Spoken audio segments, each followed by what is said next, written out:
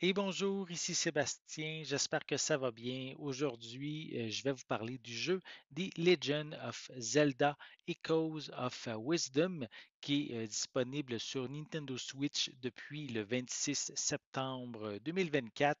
Je suis un grand fan de The Legend of Zelda, surtout des opus en 2D vus de haut, comme l'est ici ce nouveau volet. Donc, c'est évidemment, avec grand bonheur que j'ai plongé dans cette nouvelle aventure qui reprend les éléments classiques des jeux Zelda tout en proposant un tournant important dans la franchise principale, puisqu'on personnifie pour la première fois Zelda. Elle est l'héroïne principale laissant quelques miettes à Link. Ça apporte un vent de fraîcheur à Hyrule tout en apportant de nouveaux éléments émotionnels. Si vous avez joué au précédent opus 2D, le remake Link's Awakening, ce sont ici les mêmes développeurs qui se sont occupés de Echoes of Wisdom. Donc, ça apporte ici une continuité visuelle. C'est vraiment magnifique, c'est coloré, c'est mignon. Chacun des lieux est vivant, ça regorge de petits détails qu'on découvre à chacun de nos passages. Ça peut être entre autres les variations de l'éclairage, les ombres, les reflets dans l'eau également. Les régions sont très aussi différentes les unes des autres, comme les plaines, le désert, la région aquatique ou les montagnes enneigées ou volcaniques. Les changements climatiques changent également l'ambiance, mais aussi le gameplay. Les cinématiques qui sont de toute beauté vont permettre de développer la complexité des émotions des personnages grâce à des dialogues, je dirais, plus travaillés. De plus, l'interaction avec les personnages secondaires et la découverte progressive du lourd passé du monde d'Hyrule vont renforcer justement cette immersion. Ça donne au final un récit épique et aussi très touchant. La plus grande innovation de ce volet est de personnifier évidemment Zelda. C'est la première fois que ça arrive si on ne considère pas les jeux Warriors. Le fait d'être la princesse apporte de nouvelles mécaniques de jeu. L'histoire de base, quand même ici, reste la même, car il faut sauver le royaume d'Hyrule d'un ennemi maléfique qui crée des failles un peu partout et les rôles sont ici inversés car c'est maintenant à Zelda de sauver Link. Et justement, puisque ce dernier justement est tombé dans une des failles au début du jeu.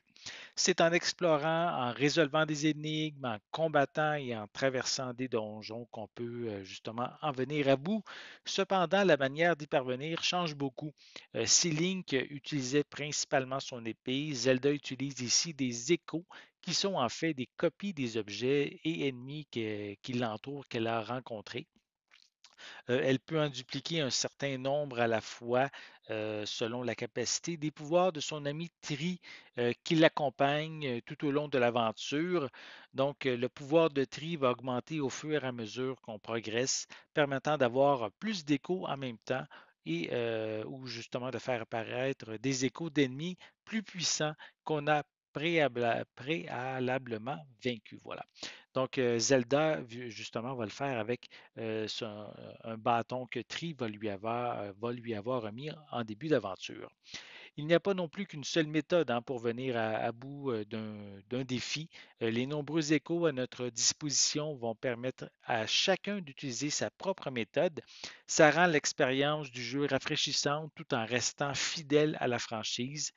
Zelda peut également utiliser le mode épéiste mais ne peut pas l'utiliser à tout moment. Il faut ramasser de l'énergie afin de remplir notre jauge d'épéiste. Une fois qu'on active ce mode, mais on peut l'utiliser quelques secondes jusqu'à temps que notre jauge soit vide. On peut, durant cette période, effectuer des attaques à l'épée, des attaques tournoyantes, tirer à l'arc, lancer des bombes, même aussi utiliser son bouclier selon les compétences qu'on obtient au fil de l'aventure. Et on peut retrouver de cette énergie un petit peu partout des fois lorsqu'on se promène dans le monde d'Hyrule et aussi je ne vais pas rentrer trop dans le détail, je vais vous laisser le découvrir, mais on a aussi un monde, justement le monde plus, le monde noir, le monde dans lequel, lorsqu'on rentre dans les failles, On va découvrir un monde supplémentaire et on retrouve quand même plusieurs choses intéressantes. Je veux rien ici divulguer, justement pour vous laisser découvrir cette belle aventure-là qui est vraiment très intéressante. Donc, si vous êtes fan de longue date hein, des jeux Zelda, celui-ci s'inspire de son épisode emblématique qui est pour moi A Link to the Past, paru sur Super Nintendo. Plusieurs éléments sur la carte du monde sont presque identiques avec des grands classiques comme le village Cocorico, la forêt sacrée au nord, le désert à l'ouest. Et on a aussi plusieurs éléments de l'environnement qui vont trahir aussi le temps qui a passé. Et ce sont des éléments qu'on retrouvait dans le jeu A Link to the Past à l'époque. J'ai vraiment adoré vivre cette nouvelle aventure à l'exception de la sélection des échos, avec plus d'une centaine d'échos à notre disposition mais j'ai dû naviguer constamment de gauche à droite dans le menu afin de sélectionner celui que je désirais. Ça devient un petit peu irritant et Nintendo aurait dû prévoir un menu, je dirais, plus convivial pour gérer cette centaine d'échos-là qu'on va avoir au fil de l'aventure. D'autres sur le web aussi se plaignaient de ralentissement. Personnellement, j'ai rien remarqué de ça. Si ça avait été le cas, mais si ça a été le cas, en fait, je ne l'ai vraiment pas remarqué. Peut-être que j'étais trop captivé par l'aventure, donc j'ai rien remarqué. Ça m'a vraiment pas dérangé. Donc, pour moi, ça n'a pas été un problème. Peut-être pour vous, mais pour moi, s'il y a des ralentissements, c'est assez mineur que j'en ai même pas porté attention. Actuellement, j'ai plus de 30 heures de jeu que j'ai passé sur le jeu. Ça comprend évidemment la quête principale que j'ai terminée, mais aussi les nombreuses quêtes secondaires et je les ai même pas toutes complétées. Donc, de plus, je n'ai même pas débuté le mode héroïque qui offre une difficulté accrue. Donc, vraiment, on a vraiment beaucoup de contenu. On en a pour notre argent.